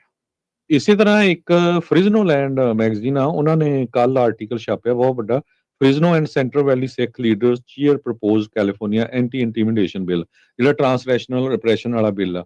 ਇੱਕ ਵਾਰੀ ਫੇਰ ਆਪਾਂ ਸਾਰਿਆਂ ਨੂੰ ਬੇਨਤੀ ਕਰਦੇ ਹਾਂ, ਭਾਈ ਕੁਛ ਕੁ ਆਰਗੇਨਾਈਜੇਸ਼ਨਾਂ ਲੱਗੀਆਂ ਆ, ਕੁਛ ਕੁ ਗੁਰੂ ਘਰ ਲੱਗੇ ਆ, ਸਾਨੂੰ ਸਾਰਿਆਂ ਨੂੰ ਇਨਵੋਲਵ ਹੋਣਾ ਚਾਹੀਦਾ ਆ। ਤੁਸੀਂ ਦੇਖੋ ਵੀ ਸਿੱਖਾਂ ਦੇ ਪਿੱਛੇ ਕਿਹੜੇ ਵੱਖ-ਵੱਖ ਐਂਗਲਾਂ ਤੋਂ ਉਹ ਪਿੱਛੇ ਪਏ ਹੋਏ ਹੈਗੇ ਆ। ਹੁਣ ਪਹਿਲਾਂ ਖਾਲਿਸਤਾਨੀ ਕਹਿ ਕੇ ਮਾਰਤੇ, ਹੁਣ ਜਿਹੜੇ ਆ ਇੱਕ ਤਰ੍ਹਾਂ ਨਾਲ ਗੈਂਗਸਟਰ ਕਹਿ ਕੇ ਝੂਠੇ ਮੁਕਾਬਲਿਆਂ 'ਚ ਮਾਰੀ ਜਾਂਦੇ ਆ ਤੇ ਲੋਕ ਕਹੀ ਜਾਂਦੇ ਵੀ ਚੰਗਾ ਹੋਇਆ ਮਾਰਤਾ। ਤੁਸੀਂ ਸ਼ਰੇਆਮ ਘਰਾਂ ਤੋਂ ਚੱਕ ਕੇ ਤੁਸੀਂ ਦੇਖੋ ਹਰਜੋਤ ਸਿੰਘ ਜੀ ਵੀ ਪੰਜਾਬ ਪੁਲਿਸ ਕਿੱਦਾਂ ਦੀ, ਉਹਨਾਂ ਕੋਲ ਬੰਦਾ ਅਜੇ ਤੱਕ ਕੋਈ ਫੜੇ ਨਹੀਂ ਜਾਂਦਾ, ਮਾਰੋ ਝੱਟ ਲੈਂਦੇ। ਇਹ ਤੁਸੀਂ ਦੇਖੋ ਵੀ ਸਿੱਖਾਂ ਦੇ ਮੁੰਡੇ ਹੈ। ਅੱਜ ਜਿਹੜਾ ਫ੍ਰਿਜ਼ਨੋ ਲੈਂਡ ਨੇ ਬਹੁਤ ਵੱਡਾ ਆਰਟੀਕਲ ਛਾਪਿਆ ਟਰਾਂਸਨੈਸ਼ਨਲ ਰਿਪਰੈਸ਼ਨ ਦੇ ਸੰਬੰਧ ਦੇ ਵਿੱਚ, ਜੋ ਕਿਉਂਕਿ ਸੈਨੇਟਰ ਐਨਾ ਕੈਬਰੀਐਲੋ ਆ, ਉਹ ਮਰਸਡ ਤੋਂ ਆ, ਸੈਂਟਰਲ ਵੈਲੀ ਉਸ ਏਰੀਏ ਤੋਂ ਹੀ ਆ। SB 509 ਬਿੱਲ ਦੇ ਕੋ ਸਪਾਂਸਰ ਆ। ਇਸੇ ਤਰ੍ਹਾਂ ਜਸਮੀਤ ਬੈਂਸ ਆ, ਉਹ ਫ੍ਰਿਜ਼ਨੋ ਵਾਲੇ ਏਰੀਏ ਤੋਂ। ਉਹਨਾਂ ਨੇ ਪੂਰੀ ਸਟੋਰੀ ਰਨ ਕੀਤੀ ਆ, ਕਿਸ ਤਰ੍ਹਾਂ ਨੈਨਦੀਪ ਸਿੰਘ ਜੋ ਯੂਨੀਫਾਈਡ ਸਕੂਲ ਡਿਸਟ੍ਰਿਕਟ ਦੇ ਪ੍ਰੈਜ਼ੀਡੈਂਟ ਵੀ ਆ, ਜਿਨ੍ਹਾਂ ਨੇ ਪੂਰੀ ਕੋਸ਼ਿਸ਼ ਕੀਤੀ ਆ। ਹੁਣ ਉਹਨਾਂ ਦੇ ਸਦਕਾ ਹੀ ਜਸਵੰਤ ਸਿੰਘ ਖਾਲੜਾ ਐਲੀਮੈਂਟਰੀ ਸਕੂਲ ਦਾ ਨਾਮ ਰੱਖਿਆ ਗਿਆ। ਇਸੇ ਤਰ੍ਹਾਂ ਇੱਕ ਹੋਰ ਨੌਜਵਾਨ ਗੁਰਦੀਪ ਸਿੰਘ ਸ਼ੇਰਗਿੱਲ, ਉਹਦੇ ਸੰਬੰਧ ਦੇ ਵਿੱਚ ਉਹਨਾਂ ਨੇ ਦੱਸਿਆ ਵੀ ਕਿਸ ਤਰ੍ਹਾਂ 10 ਦਿਨ ਉਹਨਾਂ ਨੂੰ SUV ਇੱਕ ਫੋਲੋ ਕਰਦਾ ਰਿਹਾ। ਉਸ ਟਾਈਮ ਤੋਂ ਬਾਅਦ ਜਦੋਂ ਹਿੰਦੂ ਕਮਿਊਨਿਟੀ ਦੇ ਲੀਡਰ ਉੱਥੇ ਦੇ ਇੱਕ ਪੁਲਿਸ ਚੀਫ ਨੂੰ ਮਿਲੇ ਵੀ ਇਹਨਾਂ ਦੇ ਉੱਤੇ ਅੱਖ ਰੱਖੋ ਜੀ, ਇਹ ਟੈਰਰਿਜ਼ਮ ਨੂੰ ਕਹਿੰਦੇ ਵੀ ਇਹ ਆਰਗੇਨਾਈਜ਼ ਕਰ ਰਹੇ ਆ ਖਾਲਿਸਤਾਨ ਟੈਰਰਿਜ਼ਮ ਨੂੰ ਵਧਾਉਣ ਦੇ ਲਈ। ਦੇਖ ਲਓ ਸੋ ਬਾਅਦ ਦੇ ਵਿੱਚ ਹੁਣ ਸਾਰਾ ਪਤਾ ਲੱਗ ਰਿਹਾ ਵੀ ਕਿਸ ਤਰ੍ਹਾਂ ਝੂਠੀਆਂ ਜਿਹੜੀਆਂ, ਸੋ ਇਹੀ ਤਾਂ ਟਰਾਂਸਨੈਸ਼ਨਲ ਰਿਪਰੈਸ਼ਨ ਦਾ ਬਿੱਲ ਆ ਵੀ ਜਿੰਨੀਆਂ ਵੀ ਪੁਲਿਸ ਆਰਗੇਨਾਈਜੇਸ਼ਨਸ ਆ ਉਹਨਾਂ ਨੂੰ ਟ੍ਰੇਨ ਕਰਨਾ ਆ ਤਾਂ ਕਿ ਕਿਸੇ ਦੇ ਨਾਲ ਨਾ ਧੱਕਾ ਹੋਵੇ। ਸੋ ਇਹਨਾਂ ਨੇ ਮੀਟਿੰਗਾਂ ਕੀਤੀਆਂ ਪਿਛਲੇ ਸਮੇਂ 'ਚ, ਸੈਂਟਾ ਕਲਾਰਾ ਕਾਉਂਟੀ ਦੇ ਡਿਸਟ੍ਰਿਕਟ ਅਟਾਰਨੀ ਨਾਲ ਵੀ ਕੀਤੀਆਂ ਸੀਗੀਆਂ। ਉਹ ਆਪਾਂ ਤੁਹਾਡੇ ਨਾਲ ਗੱਲਬਾਤ ਕੀਤੀ ਸੀ ਹਿੰਦੂ ਅਮਰੀਕਨ ਫਾਊਂਡੇਸ਼ਨ ਨੇ ਵੀ ਕਿਸ ਤਰ੍ਹਾਂ ਉਹਨਾਂ ਦੇ ਨਾਲ ਵੀ ਜਾ ਕੇ ਮੀਟਿੰਗਾਂ ਕੀਤੀਆਂ ਹੈਗੀਆਂ, ਝੂਠਾ ਜਿਹੜੀ ਪ੍ਰਚਾਰ ਕੀਤਾ ਹੈਗਾ ਸਿੱਖਾਂ ਦੇ ਉਲਟ, ਗੁਰੂ ਘਰਾਂ ਦੇ ਉਲਟ। ਸੋ ਇਸ ਆਰਟੀਕਲ ਦੇ ਵਿੱਚ ਕਾਫੀ ਡਿਟੇਲ ਦੇ ਵਿੱਚ ਇਨਫੋਰਮੇਸ਼ਨ ਦਿੱਤੀ ਗਈ ਆ ਕਿ ਕਿਉਂ ਜਿਹੜਾ ਟਰਾਂਸਨੈਸ਼ਨਲ ਰਿਪਰੈਸ਼ਨ ਬਿੱਲ ਆ ਉਹ ਇੰਟਰੋਡਿਊਸ ਕੀਤਾ ਗਿਆ, ਵੀ ਸਿੱਖਾਂ ਨੂੰ ਇੰਟੀਮੀਡੇਟ ਕੀਤਾ ਜਾ ਰਿਹਾ। ਜਿਹੜਾ ਕੋਈ ਮਾੜੀ ਮੋਟੀ ਵੀ ਜਿਹੜੀ ਸਿੱਖ ਰਾਈਟਸ ਦੀ, ਸਿੱਖਾਂ ਨਾਲ ਹੋਏ ਧੱਕੇ ਦੀ ਕੋਈ ਗੱਲ ਕਰਦਾ ਹੈਗਾ ਆ ਹਾਲਾਂਕਿ ਉਹ ਚਾਹੇ ਕਿਸੇ ਵੀ ਫੀਲਡ ਦੇ ਵਿੱਚ ਜਿੰਨੇ ਮਰਜ਼ੀ ਪ੍ਰੋਫੈਸ਼ਨਲ ਹੋਣ। ਜੀ, ਜੀ ਬਿਲਕੁਲ। ਸੋ 350 ਮੀਲ ਦਾ ਮਾਰਚ ਕੱਢਿਆ ਗਿਆ ਸੀਗਾ, ਯਾਦ ਹੋਣਾ ਆ ਸਾਲ ਦਾ ਪਹਿਲਾਂ ਜਦੋਂ 40ਵੀਂ ਜਿਹੜੀ ਉਹ ਸੀਗੇ 40 ਸਾਲ ਹੋ ਗਏ ਸੀਗੇ ਹਮਲਾ ਕੀਤਿਆਂ ਨੂੰ ਭਾਰਤ ਸਰਕਾਰ ਦੇ ਦੁਆਰਾ ਸ਼੍ਰੀ ਅਕਾਲ ਤਖ਼ਤ ਸਾਹਿਬ ਤੇ ਉਸ ਦੇ ਉੱਤੇ। ਉਸ ਤੋਂ ਬਾਅਦ 'ਚ ਜਿਹੜਾ ਬਿੱਲ SB 509 ਇੰਟਰੋਡਿਊਸ ਹੋਇਆ ਤੇ ਇਸ ਮੌਕੇ ਇਹਨਾਂ ਦੇ ਜ਼ੋਰ ਲੱਗਾ ਪਿਆ ਹੈ HAF ਦਾ ਤੇ ਕੋਨਾ ਦਾ ਵੀ ਇਹ ਬਿੱਲ ਨਹੀਂ ਜਿਹੜਾ ਉਹ ਪਾਸ ਹੋਣ ਦੇਣਾ ਜਿਹੜਾ ਉਹ ਚਾਹੀਦਾ। ਸੋ ਇਹ ਸਾਰਾ ਕੁਛ ਇਸ ਟਾਈਮ ਇਹ ਆਪਣੇ ਸਾਹਮਣੇ ਜਿਹੜਾ ਚੱਲ ਰਿਹਾ। ਸੋ ਜੂਇਸ਼ ਕਰੰਟ ਦਾ ਆਰਟੀਕਲ ਤੇ ਫਰੈਜ਼ਲੋ ਲੈਂਡ ਦਾ ਇਹ ਜਿਹੜਾ ਆਰਟੀਕਲ ਆ ਇਹ ਸਾਰਿਆਂ ਨੂੰ ਜਿਹੜੇ ਆ ਉਹ ਪੜ੍ਹਨਾ ਚਾਹੀਦਾ, ਉਹ ਦੇਖਣਾ ਚਾਹੀਦਾ ਆ ਤਾਂ ਜੋ ਪਤਾ ਲੱਗੇ ਵੀ ਸਿਚੁਏਸ਼ਨ ਕੀ ਚੱਲ ਰਹੀ ਆ। ਤੇ ਅਸੀਂ ਹੋਰ ਵੀ ਉਮੀਦ ਕਰਦੇ ਹਾਂ ਵੀ ਬਾਕੀ ਵੀ ਜਿਹੜੇ ਸੁਹਿਰਦ ਸਿੱਖ ਇਨਸਾਫ ਪਸੰਦ ਜਿਹੜੇ ਲੋਕ ਨੇ ਉਹ ਇਸ ਮਾਮਲੇ ਦੇ ਵਿੱਚ ਜਿਹੜਾ ਉਹ ਸਾਥ ਦੇਣਗੇ। ਜਿਹੜਾ ਸੈਨੇਟ ਦੇ ਵਿੱਚ ਸਰਬਸੰਮਤੀ ਨਾਲ ਬਿੱਲ ਪਾਸ ਹੋਇਆ, ਹੁਣ ਆਪਾਂ ਨੂੰ ਉਮੀਦ ਆ ਵੀ ਅਸੈਂਬਲੀ ਦੇ ਵਿੱਚ ਵੀ ਉਹ ਪਾਸ ਹੋਊਗਾ ਤੇ ਉਸ ਤੋਂ ਬਾਅਦ ਇਵੈਂਚੁਅਲੀ ਗਵਰਨਰ ਵੀਟੋ ਨਾ ਕਰ ਜਾਵੇ। ਉਸ ਦੇ ਲਈ ਜੱਦੋਜਹਿਦ ਜਿਹੜੀ ਉਹ ਪਹਿਲਾਂ ਹੀ ਸ਼ੁਰੂ ਕਰ ਦਿਓ, ਕੋਸ਼ਿਸ਼ਾਂ ਕਰ ਦਿਓ, ਉਦੋਂ ਤੱਕ ਅਪਰੋਚ ਜਿਹੜੀ ਹੋਣੀ ਚਾਹੀਦੀ ਆ। ਤੇ ਜੇ ਰੱਬ ਨਾ ਕਰੇ ਉਹ ਕਰਦਾ ਤੇ ਉਹਦਾ ਜਲੂਸ ਕੱਢਣ ਦੀ ਜਿਹੜੀ ਵੀ ਉਹ ਵੀ ਨਾਲ ਦੇ ਨਾਲ ਜ਼ਰੂਰਤ ਆ। ਵੀ ਇਹ ਕੀ ਗੱਲ ਹੋਈ ਵੀ ਅਮੈਰੀਕਨਜ਼ ਨੂੰ ਅਮਰੀਕਾ ਦੀ ਧਰਤੀ ਦੇ ਉੱਤੇ ਜੇ ਟਰਾਂਸਨੈਸ਼ਨਲ ਰਿਪਰੈਸ਼ਨ ਦਾ ਖਤਰਾ, ਤੈਨੂੰ ਕੀ ਤਕਲੀਫ ਹੁੰਦੀ ਹੈ ਜੇ ਉਸ ਦੇ ਬਾਰੇ ਉਹ ਜਿਹੜੇ ਉਹ ਸੇਫਟੀ ਦੇ ਪ੍ਰੋਸੈਸ ਆ ਉਹ ਜਿਹੜੇ ਉਹ ਬਣਾਏ ਜਾਂਦੇ ਆ। ਸੋ ਇਹ ਚੀਜ਼ਾਂ ਜਿਹੜੀਆਂ ਉਹ ਬਹੁਤ ਜ਼ਿਆਦਾ ਜ਼ਰੂਰੀ ਆ, ਅਹਿਮ ਜਿਹੜੀਆਂ ਚੀਜ਼ਾਂ ਇਹ ਚੱਲ ਰਹੀਆਂ ਆ। ਹਰਜੋਤ ਸਿੰਘ ਜੀ ਇੱਕ ਛੋਟੀ ਜਿਹੀ ਕੁਇਕ ਬ੍ਰੇਕ ਤੇ ਉਸ ਤੋਂ ਬਾਅਦ 'ਚ ਆਪਣੇ ਨਾਲ ਨਿਰਮਲ ਮਾਨ ਜੀ ਨੇ ਵੀ ਜੁੜਨਾ ਤੇ ਇਮੀਗ੍ਰੇਸ਼ਨ ਦੀਆਂ ਵੀ ਖਬਰਾਂ ਆ। ਸੋ ਆਪਾਂ ਬਸ ਜੁੜਦੇ ਹਾਂ ਇੱਕ ਛੋਟੀ ਜਿਹੀ ਇੱਕ ਕੁਇਕ ਬ੍ਰੇਕ ਤੋਂ ਬਾਅਦ 'ਚ।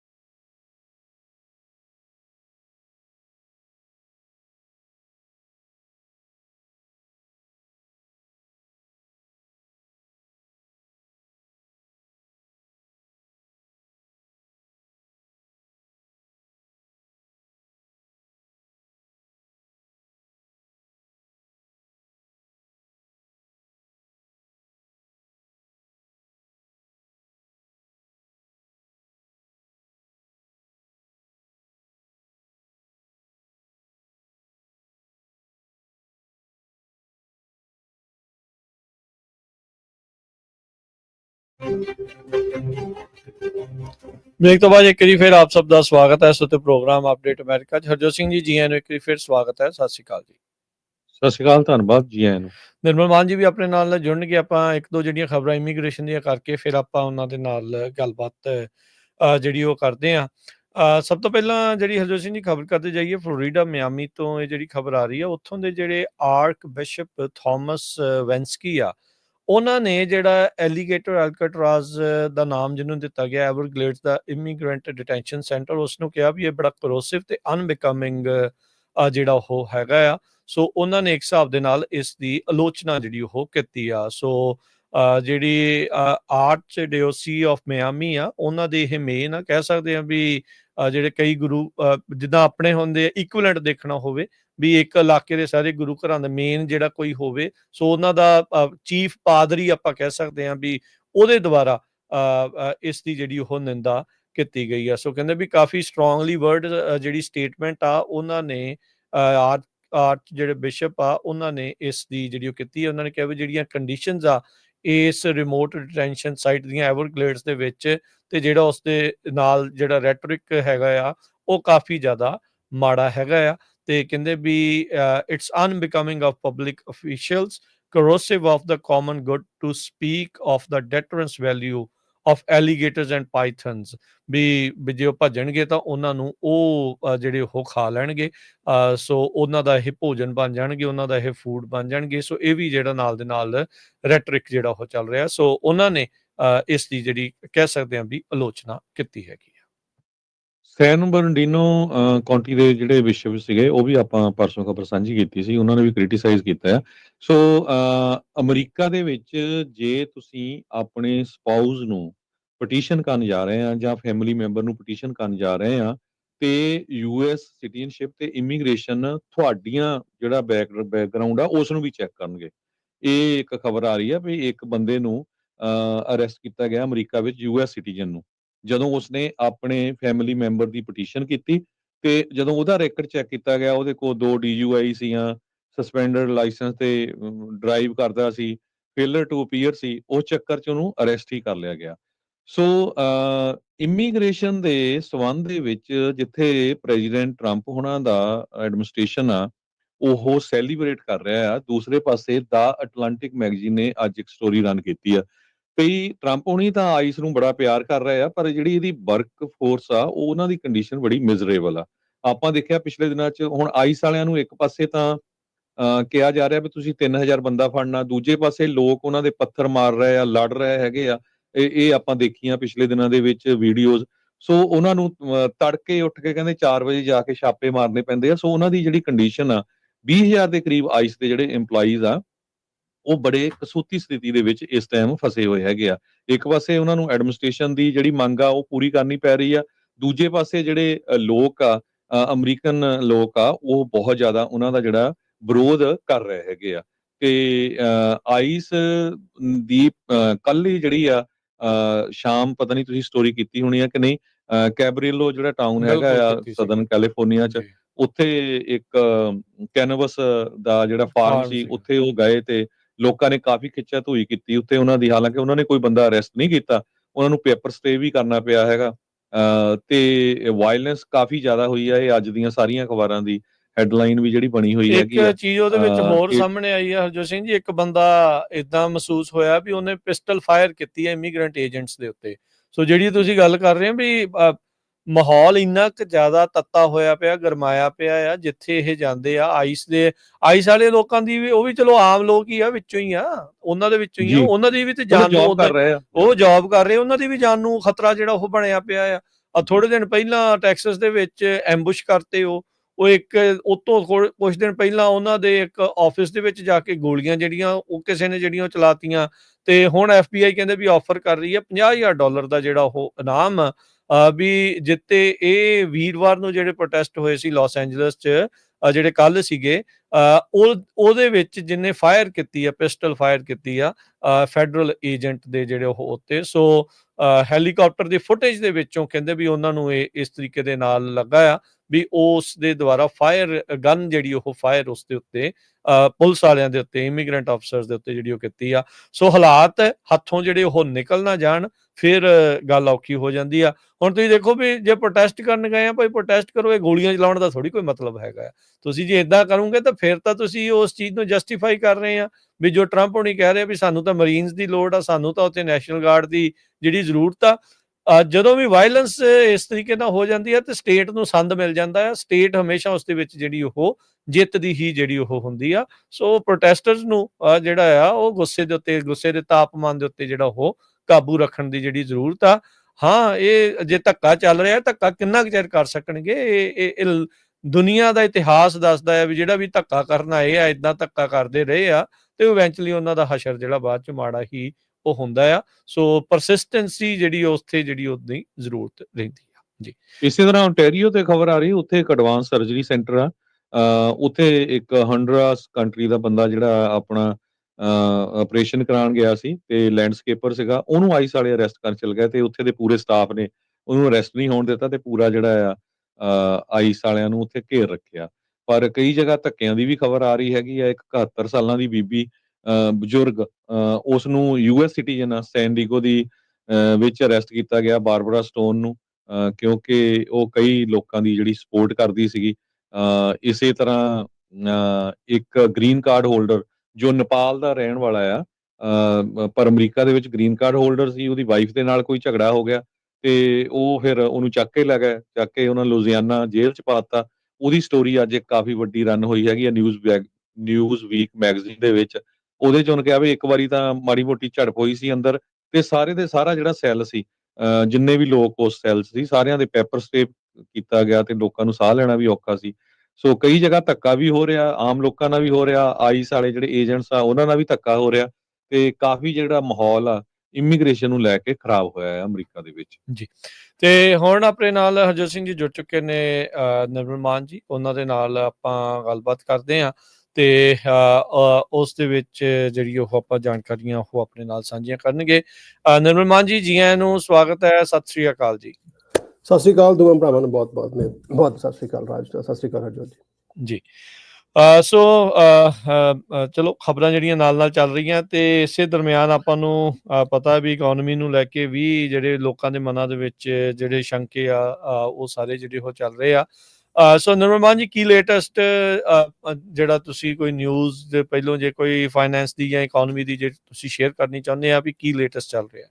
ਵੈਲ ਰਾਜ, ਨਿਊਜ਼ ਦਾ ਤੇ ਇਹੀ ਹੈ ਕਿ ਆਪਣੀ ਗੱਲ ਕਰਦੇ ਕਰਦੇ ਨਿਊਜ਼ ਨਵੀਂ ਆ ਜਾਂਦੀ ਕਈ ਵਾਰ। ਅੱਜ ਕੱਲ੍ਹ ਜੋ ਸਿਸਟਮ ਚੱਲਦਾ ਪਿਆ, ਪਰ ਜਿਹੜਾ ਜੇ ਆਪਾਂ ਗੱਲ ਕਰੀਏ ਮਾੜੀ ਜੀ, ਤੁਸੀਂ ਵੀ ਆਲਮੋਸਟ ਬੜੀ ਡਿਟੇਲ 'ਚ ਕਵਰ ਕੀਤਾ ਕਾਫੀ ਦਿਨਾਂ 'ਚ ਆਪਣਾ ਬਿਗ ਬਿਊਟੀਫੁਲ ਬਿੱਲ ਫॉर ਬਿਲੀਅਨਰਸ, ਤੇ ਉਹਦੇ ਨਾਲ ਆਉਣ ਵਾਲੇ ਟਾਈਮ ਦੇ ਵਿੱਚ ਖਾਸ ਕਰਕੇ ਮਿਡਲ ਕਲਾਸ ਨੂੰ ਕਾਫੀ ਇਫੈਕਟ ਪੈਣਾ।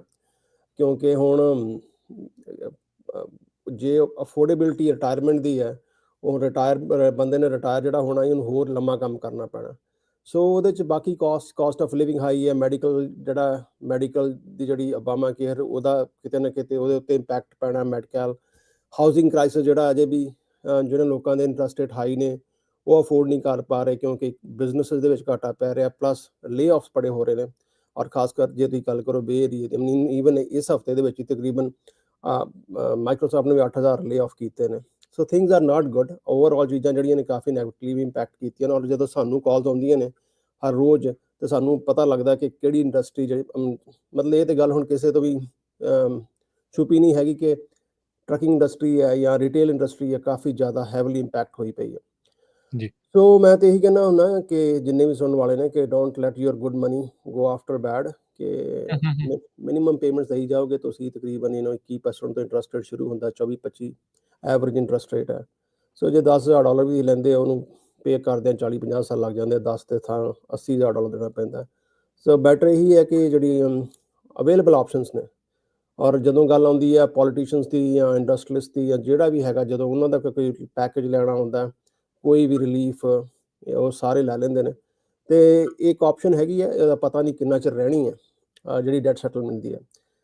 ਉਹ 3-4 ਆਪਸ਼ਨ ਨੇ, ਚਾਹੇ ਡੈਟ ਸੈਟਲਮੈਂਟ ਹੈ, ਡੈਟ ਕੰਸੋਲੀਡੇਸ਼ਨ ਹੋ ਗਿਆ, ਬੈਂਕਰਪਸੀਜ਼ ਵੀ ਹੋ ਗਈਆਂ। ਬੈਂਕਰਪਸੀਆਂ ਵੀ ਕਾਫੀ ਮੁਸ਼ਕਿਲ ਹੋਈਆਂ ਪਈਆਂ ਨੇ, ਬਿਕੋਜ਼ ਚਾਹੇ ਤੁਸੀਂ ਚੈਪਟਰ 13 ਕਰਦੇ ਹੋ, 11 ਕਰਦੇ ਹੋ, 7 ਕਰਦੇ ਹੋ, 7 ਸਾਰਾ ਕੁਛ ਲਿਕੁਇਡੇਟ ਕਰਨਾ ਪੈਂਦਾ।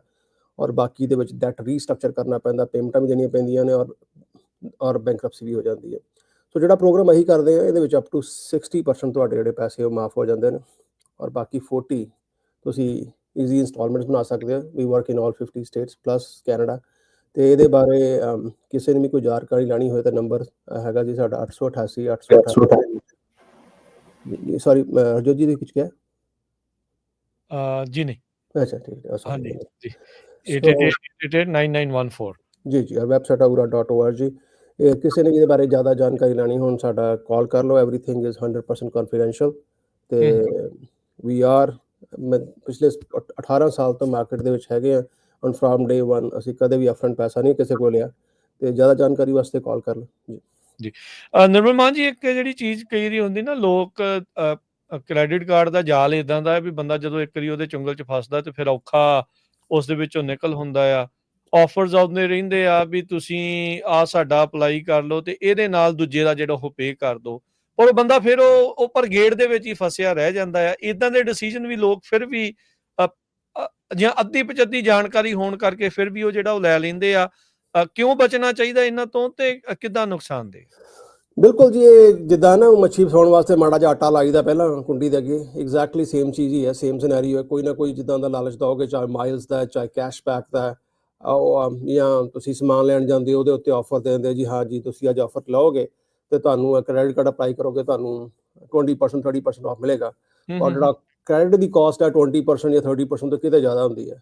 ਪਲੱਸ ਨਾ ਸਿਰਫ ਉਹ ਕਾਸਟ ਹੈ ਜਿਹੜੀ ਬਿਲਕੁਲ ਸਾਹਮਣੇ ਨਜ਼ਰ ਆਉਂਦੀ ਹੈ, ਪਲੱਸ ਇਹ ਤੇ ਬੈਕ ਐਂਡ ਜਿਹੜੀ ਕਾਸਟ ਹੁੰਦੀ ਤੁਹਾਡੇ ਕ੍ਰੈਡਿਟ ਜਿਹੜਾ ਡਿਕਲਾਈਨ ਹੁੰਦਾ।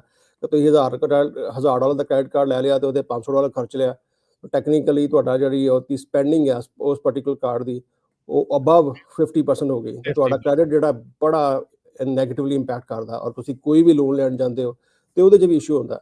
ਔਰ ਇੱਕ ਜਨਰਲੀ ਬੜੀ ਆਮ ਗੱਲ ਹੁੰਦੀ ਹੈ ਸਾਡੇ ਸਰੋਤਿਆਂ ਦੀ ਕਿ ਜਦੋਂ ਵੀ ਤੁਸੀਂ ਕੋਈ ਕਾਲ ਕਰਦਾ ਕਿ ਭਾਜੀ ਸਾਡਾ ਕ੍ਰੈਡਿਟ ਖਰਾਬ ਹੋ ਜਾਊਗਾ। ਵੈਲ ਮੈਂ ਤਾਂ ਇਹੀ ਕਹਾਂਗਾ ਕਿ ਜੇ ਤੁਹਾਡਾ ਕ੍ਰੈਡਿਟ ਹੁਣ 800 ਵੀ ਹੈਗਾ, ਪਰ ਜੇ ਹੁਣ ਪਿਛਲੇ 10 ਸਾਲ ਤੋਂ ਤੁਸੀਂ 10,000 ਲਾਉਣ 'ਚ ਹੀ ਔਖੇ ਹੋਏ ਪਏ ਹੋ ਜਾਂ 50,000 ਲਾਉਣ 'ਚ ਔਖੇ ਹੋਏ ਪਏ ਹੋ ਤੇ ਡੈਟ ਟੂ ਇਨਕਮ ਰੇਸ਼ੀਓ ਉਹ ਖਰਾਬ ਹੈ, ਤਾਂ ਟੈਕਨੀਕਲੀ ਤੁਹਾਡਾ ਕ੍ਰੈਡਿਟ ਬਹੁਤ ਵਧੀਆ ਵੀ ਹੈਗਾ ਪਰ ਫਿਰ ਵੀ ਲੋਨ ਨਹੀਂ ਮਿਲਦਾ ਬਿਕੋਜ਼ ਤੁਹਾਡੀ ਜਿਹੜੀ ਇਨਕਮ ਹੈ ਉਹ ਸਫੀਸ਼ੀਐਂਟ ਨਹੀਂ ਹੈਗੀ ਕਰਜ਼ੇ ਨੂੰ ਪੇ ਆਫ ਕਰਨ ਵਾਸਤੇ, ਖਾਸ ਕਰਕੇ ਜੇ ਕ੍ਰੈਡਿਟ ਕਾਰਡ ਦਾ ਬਿੱਲ ਕੋਈ ਵੀ ਹੋਏ। ਹਾਂ ਮੈਡੀਕਲ ਦੇ ਬਿੱਲ ਨੇ, ਤੁਸੀਂ ਉਹਨੂੰ ਇਗਨੋਰ ਕਰ ਸਕਦੇ ਹੋ, ਅੱਜ ਕੱਲ੍ਹ ਤੁਹਾਡੇ ਕਿਸੇ ਤਰ੍ਹਾਂ ਕ੍ਰੈਡਿਟ ਤੇ ਇੰਪੈਕਟ ਵੀ ਨਹੀਂ ਕਰਦੇ, ਚਾਹੇ ਤੁਸੀਂ ਮੌਰਗੇਜ ਲੈਣੀ ਹੈ ਕੁਛ ਵੀ ਲੈਣਾ। ਪਰ ਕ੍ਰੈਡਿਟ ਕਾਰਡ ਜਿਹੜੇ ਬਿਲਸ ਨੇ ਜਾਂ ਕੋਈ ਗੱਡੀ ਰੀਪੋ ਹੋ ਗਈ ਹੈ ਜਾਂ ਟੋਟਲ ਹੋ ਗਈ ਹੈ ਜਾਂ ਕੋਈ ਹੋਰ ਕਿਸੇ ਨੇ ਲੀਜ਼ ਪੇਮੈਂਟ ਕੋਈ ਵੀ ਕਲੈਕਸ਼ਨ ਆ ਗਈ ਹੈ ਉਹ ਲੌਂਗ ਰਨ ਦੇ ਵਿੱਚ ਤੁਹਾਨੂੰ ਬਹੁਤ ਤੰਗ ਕਰਦੀ ਹੈ। ਸੋ ਇਹਦੇ ਵਿੱਚ ਬਹੁਤ ਸਾਰੇ ਟੈਕਨੀਕਲ ਇਸ਼ੂਜ਼ ਹੁੰਦੇ ਨੇ। ਜਿੱਦਾਂ ਮੈਂ ਕਹਿੰਦਾ ਕਿ ਅਪ ਟੂ 60% ਮਾਫ ਹੋ ਜਾਂਦਾ, ਕਈ ਵਾਰ 100% ਵੀ ਹੋ ਜਾਂਦਾ, ਪਰ ਅਸੀਂ ਕਮਿਟ ਨਹੀਂ ਕਰ ਸਕਦੇ। ਬਟ ਐਵਰੇਜ ਆਪਾਂ ਲਾਈਏ ਤੇ ਤਕਰੀਬਨ 50% ਤੱਕ ਲੋਕਾਂ ਜਿਹੜੇ ਵੀ ਸਾਡੇ ਕਸਟਮਰ ਹੈਗੇ ਨੇ ਕਲਾਇੰਟਸ ਉਹਨਾਂ ਦੇ ਪੈਸੇ ਜਿਹੜੇ ਨੇ ਉਹ ਮਾਫ ਹੋ ਜਾਂਦੇ ਜੀ ਬਿਲਕੁਲ। ਸੋ ਕਾਲ ਕਰ ਲਿਓ ਊੜਾ ਡੈਟ ਰਿਲੀਫ ਵਾਲੇ ਨਿਰਮਲ ਸਿੰਘ ਮਾਨ ਉਹਨਾਂ ਦੀ ਟੀਮ ਨੂੰ 8888889914 ਦੇ ਉੱਤੇ। ਬਹੁਤ ਸ਼ੁਕਰੀਆ, ਬੜੀ ਮਿਹਰਬਾਨੀ, ਧੰਨਵਾਦ ਨਿਰਮਲ ਮਾਨ ਜੀ, ਸ਼ੁਕਰੀਆ। ਤੇ ਹੁਣ ਆਪਾਂ ਦਿੰਦੇ ਹਾਂ ਜੀ ਇਜਾਜ਼ਤ। ਸਭ ਨੂੰ ਪਿਆਰ ਭਰੀ ਸਤਿ ਸ੍ਰੀ ਅਕਾਲ। ਸਤਿ ਸ੍ਰੀ ਅਕਾਲ।